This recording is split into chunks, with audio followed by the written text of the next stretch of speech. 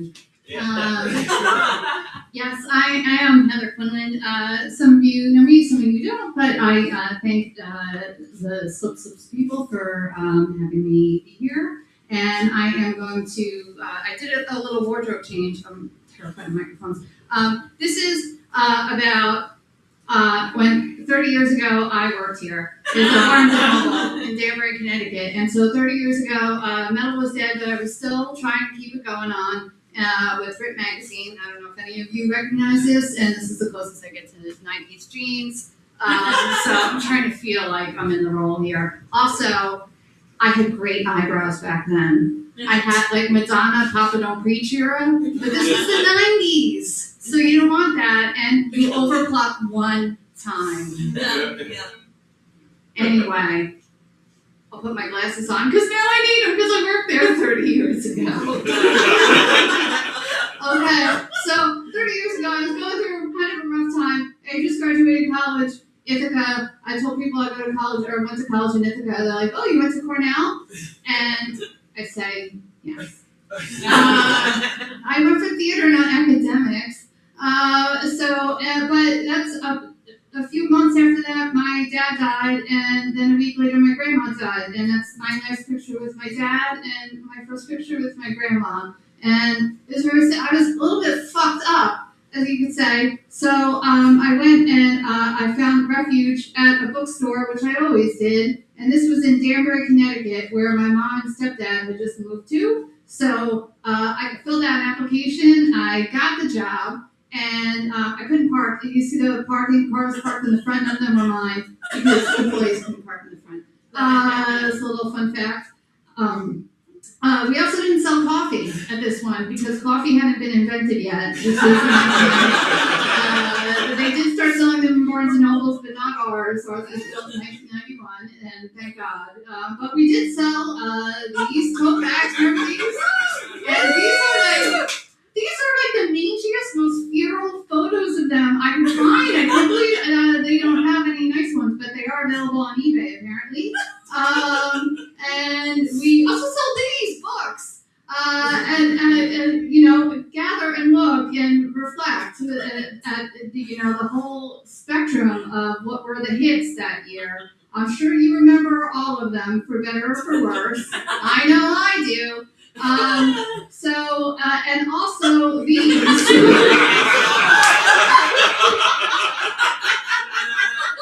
The Celestine Prophecy of mine, it didn't come out that year, but god damn it, everyone wanted it. I still have no idea what it was about. I have no clue. It came with workbooks, everyone wanted it. I don't know if it was the Da Vinci Code, I don't know if it was like trying to get you onto another astral plane, I don't give a shit. But I still hate that fucking book. And Chicken Soup for the Soul was that, and then Judge Judy, who now looks young to me.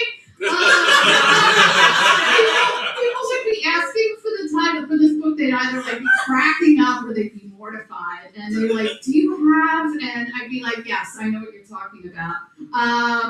And then it was also the time of OJ still. This was when the OJ books were coming out because 94 was the year of the murder. And then there was enough time to write books. So this is just, believe me, a small helping.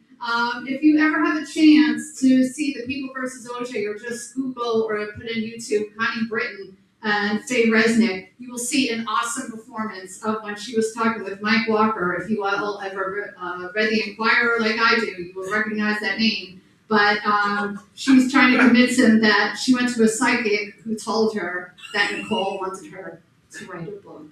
And so she did. And so, interestingly, the one person who did not write a book from the OJ years, Robert Kardashian. But his family would more than make up for that. Here are two books no one ever asked me about. I didn't even know they came out that year. I didn't even know that Fight Club had been a book.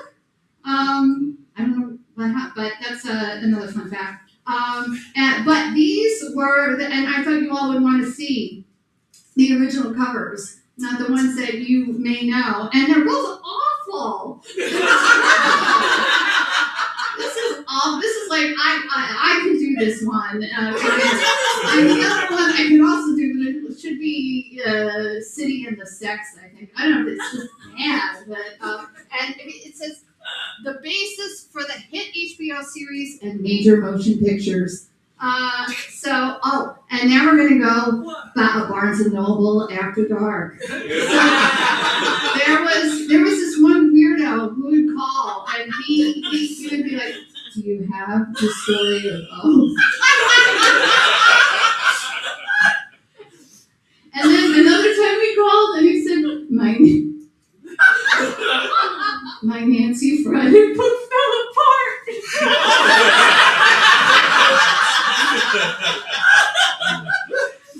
And in fairness to him, these books were really crappily put together, so they didn't withstand a lot. But I said, no, you pervert. I had a copy too. And then there was also Tom of Finland, who I had never heard of, but I found out about him because people would take out Tom of Finland and leave spreads open in different aisles for us to find. And now there's an LGBTQ plus section of Barnes and Noble. Back then, there was just a gay shelf. So I think it may have been shelved in the art books too. And here's so before there was TikTok, before there was any of that, there was this little tiny, it was a really tiny book called I Was Amelia Earhart. We had one copy, right? And so this would happen sometimes. All of a sudden, phones would start ringing off the hook we didn't know why, for a book we had never heard of. And that happened one day for I Was Amelia Earhart. And all of a sudden, all these women were calling asking for I Was Amelia Earhart. And we're like, well, who the fuck was Amelia Earhart? And it was because Don Imus, if you all will remember him, he was an influencer back in the day. Before he was canceled, his wife had told him that she had read this book, and he said it on the air. And so everyone in the Danbury area wanted a copy of that book. We had to order 1 million. I Was Amelia Earhart, so we had so many remainder. But yes, that's how books were publicized back then. Jane Mendelsohn, if you go on her Wikipedia page, she does not mention Don Imus. I don't blame her. But we not for Jane Mendelsohn. She's married to the grandson of the guy who wrote Citizen Kane. I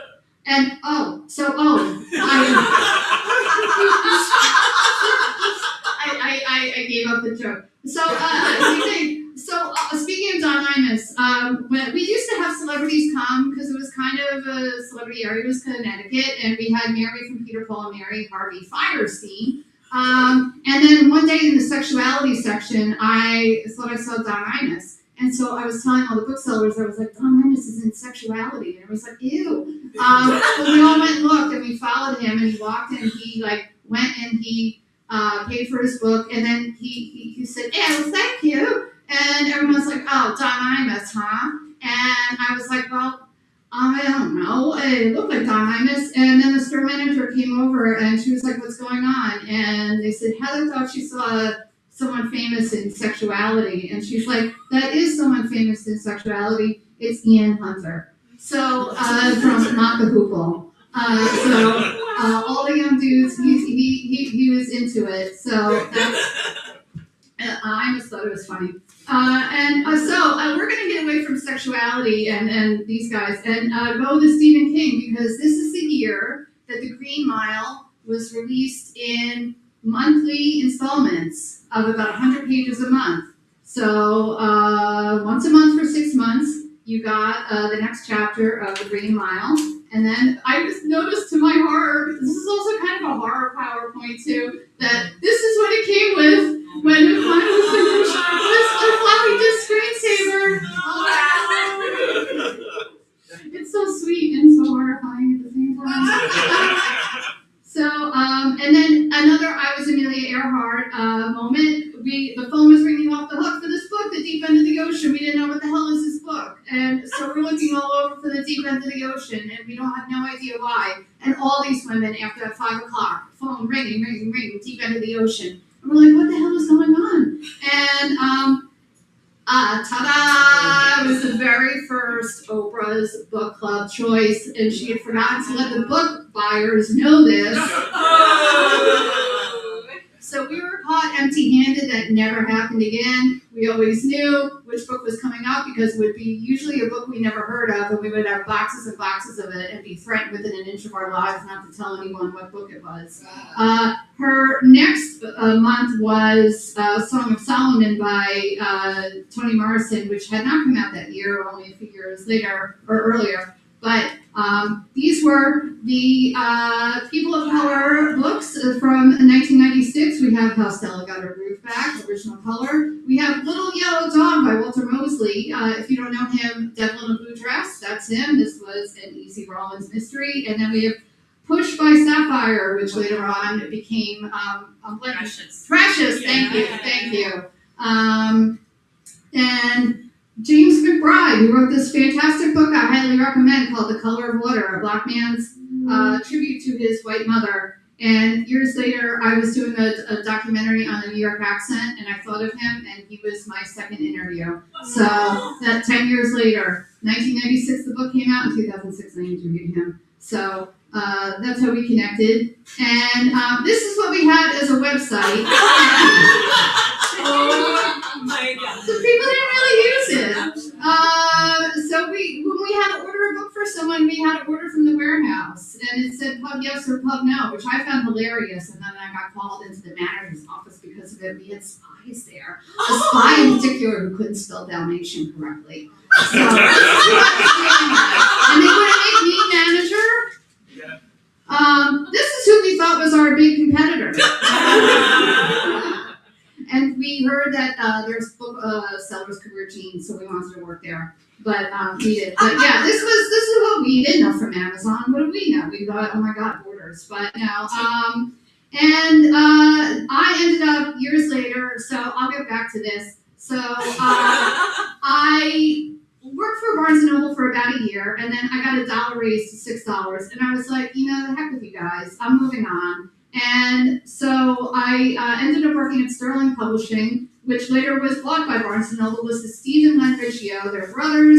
They were very nice guys. They were like the bad guys back then because they were big corporate Barnes & Noble. They take over everything. Little did we know. So I became a children's book acquisitions editor. And I came back to that Barnes & Noble, and for the middle book, How Will I Ever Sleep in This Bed, that was one of my authors. She had a book signing there. So I came to that to support her, and I went back to the bookstore, and these were other books that I did. The baby sign one in particular was, oh my God, you had to get a toddler to look into the camera, smile, and do a sign. That was torture. Silly Dog is actually my favorite. And this is what the store looks like now. And it is moved into the actual Danbury Fair Mall. We were adjacent to it. There was a Mikasa, there was a Bob's Bagels, and I don't know what else. It was on Bacchus Lane. I was going to do a slide with Jim Bacchus because I thought of him every time I pulled in there. I thought, nonsense, what could happen to an old fashioned? It's my favorite Jim Bacchus line. But anyway, it will always be, this is what it looks like now. Well, it'll never be this to me, but it will always be this to me. And so I am happy to have had this time to share with you, look at that font too, to share with you my time at Barnes & Noble and my story of personal growth. And now I need glasses to read it. Thank you.